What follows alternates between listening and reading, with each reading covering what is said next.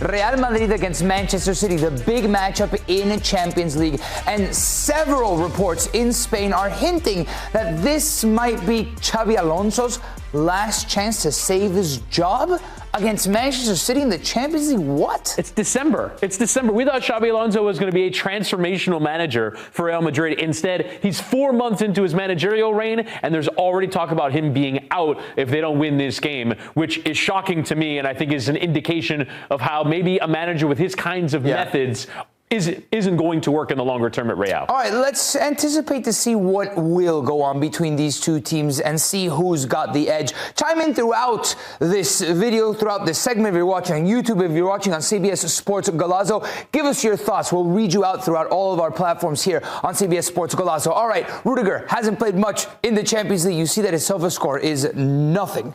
Meanwhile, you got players like Asensio, Valverde playing right back. I think Xabi Alonso is going to have to deal with his back line in a very particular way because it is very, very thin at the moment. You got Tchouaméni, Camavinga, Arda Güler. Vini isn't in great run of form. The only person that really is Kylian Mbappé and probably Thibaut Courtois, I would say. I think those have been the two pillars for Real Madrid this season. No doubt. I actually think that midfield has performed reasonably well. Obviously, the numbers back that up. But I think you see a team in the Champions League that is showing a level of underperformance in Real Madrid, which is compared to Manchester City. We got green numbers all the way down here. I think this front four from Man City has really established itself with Doku, Foden, and Cherki in behind Erling Haaland. I think Josko Gvardiol is having a very good season as well. And Gianluigi Donnarumma has come up with the goods and a lot of key moments for Manchester City. So I think you're starting to see a City side under Guardiola that is coming together.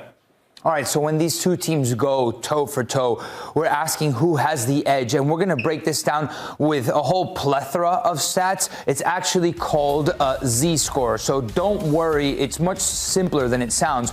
For every team across Europe, we look at 4 categories to rank them from 0 to 100. You see there on the scale, it goes from Lecce to Manchester City, and those 4 categories are attacking, defending, possession, and intensity. Each category, though, has a bunch of stats that influence it. So, for example, in attacking, we look at goals per game, expected goals, big chances created, amongst others. Then we measure how far above or below the average each team performs in that category.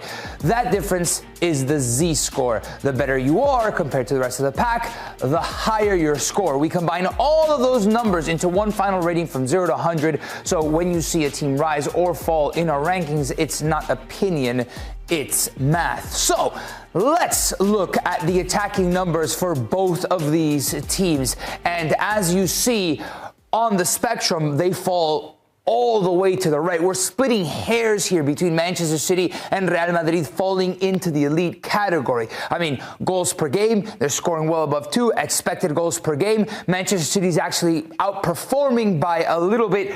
Real Madrid underperforming. Big chances per game, more for Real Madrid than for Manchester City, and that's why it's Real Madrid that's just outperforming by 6 points on our Z-score rating, Manchester City on the attacking score. Is this an indication in your view that maybe the conversation on Real being negative is a bit overdone, that they are still creating a lot, that they are still creating big chances per game, and maybe this sort of underperformance that you mentioned will get solved over time?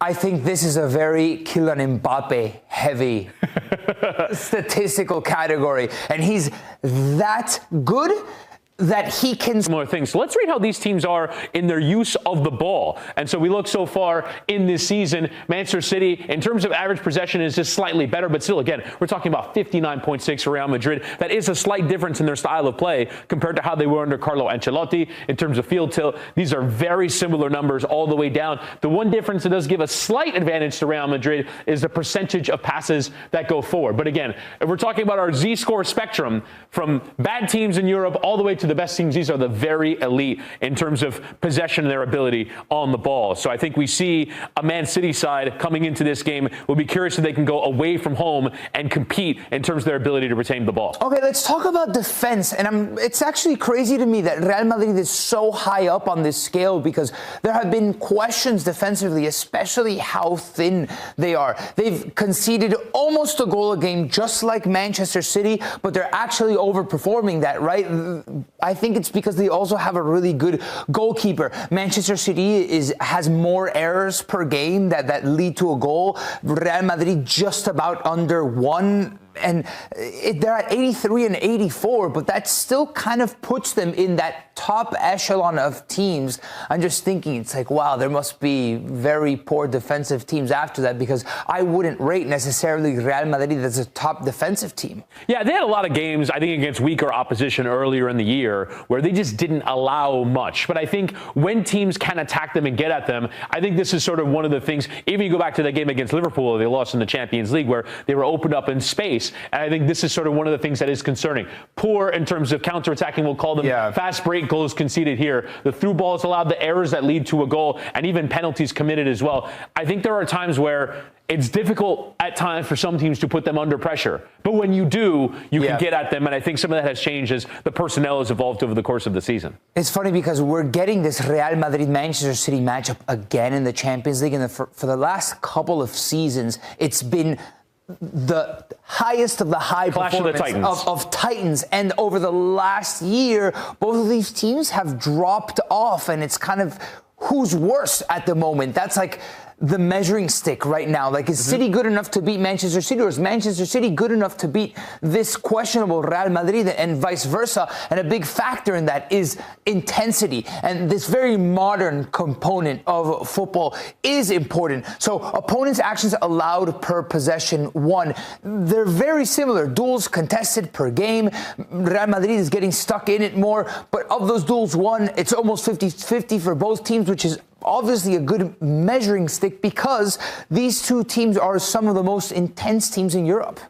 This is one of the rubrics I think Xabi Alonso is most judging his team against. He actually said after they lost to the weekend to Celta Vigo that he felt that they were more intense and applied themselves more down to 10 men than they did as 11v11 players. So Xabi Alonso is constantly asking for more defensive effort from his team. Honestly, maybe even too much in the perspective of some of the players. So we know that this is a key part of the game for Real Madrid. I mean, so let's see. Let's all the four categories. Where does this stack up? They're all in the dark blue. Real Madrid and Manchester City, we're splitting hairs here at the moment. We really are. So it kind of, through the stats, I question whether Real Madrid's crisis at the moment or bad run of form, really bad run of form a lot of media outlets, if it is that bad, from all of the top 5 teams, they're ranked 5th on our Z-score scale. Right. And look, let's be very clear that at Real Madrid, they expect to be number 1. Correct. All the time. Yeah. And so I understand there's that level of expectation, but I think at the moment they're going through some growing pains under a new manager, both in terms of the personnel with the players, I think, in the dressing room, not responding always to the way that Xabi Alonso is coaching them right now, but also they're employing a new tactical style. I think they have to make evolutions on what they've been in previous editions in order to fit this modern era. But I think the interesting one here is City, where they are currently sat in 8th. When they came to the Champions League knockouts last year and they got knocked out by Real Madrid, it was a real sign that they were off the pace, significantly off the pace from the top teams in Europe, having just won the Premier League, having again just won the Champions League a few seasons earlier. I think now, with the way that they are playing, this is a great game for them to play to see where they are now. Have they made a big step forward from March to December to show they can maybe go on to compete to win this Champions League, when I don't think last year they were anywhere near it? All right, so this is the form guide for both of these teams. The pre-match odds to win the entire thing for both are very similar. And they have been very similar per all of our stats that we've shown.